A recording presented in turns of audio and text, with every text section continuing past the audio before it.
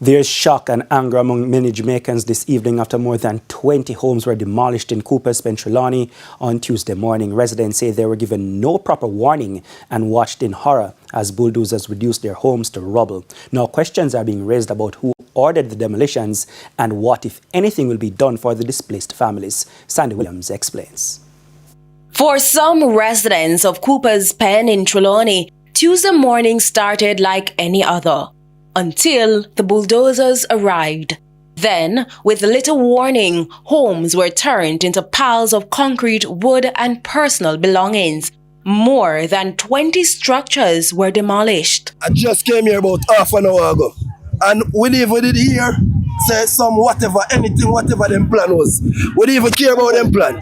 So I'm saying, if we come here and we just come and see them demolish the house, how come them just do it without a consent of giving people, say, yo, watch ya. You know, say, you know, if we get a notice for 1 month or 2 weeks, as squatters, you know, live on the land or whatever news them are run with, say we are what? They should notify us. Rajake says his 3-bedroom house was home to his family and represented an investment of about $1.5 million.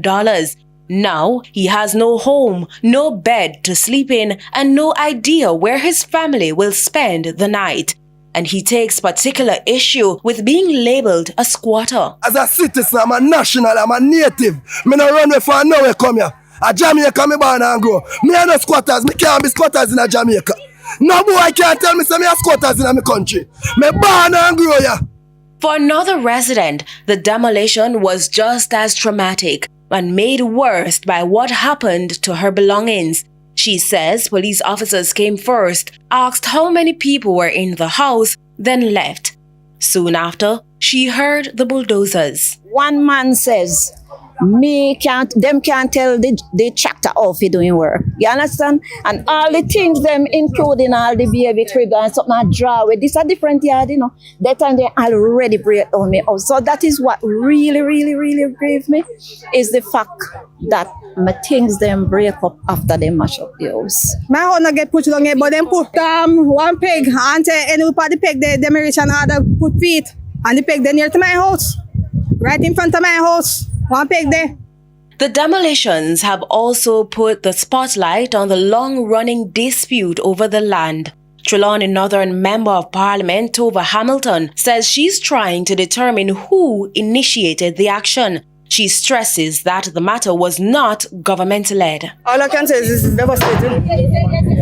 I must, however, indicate that this is private sector led. I know that there is a lot of misinformation out there indicating that the government has something to do with it. But we have nothing at all to do with what happened there today. It was private sector led, and we're trying to get to the bottom of it to see who initiated this.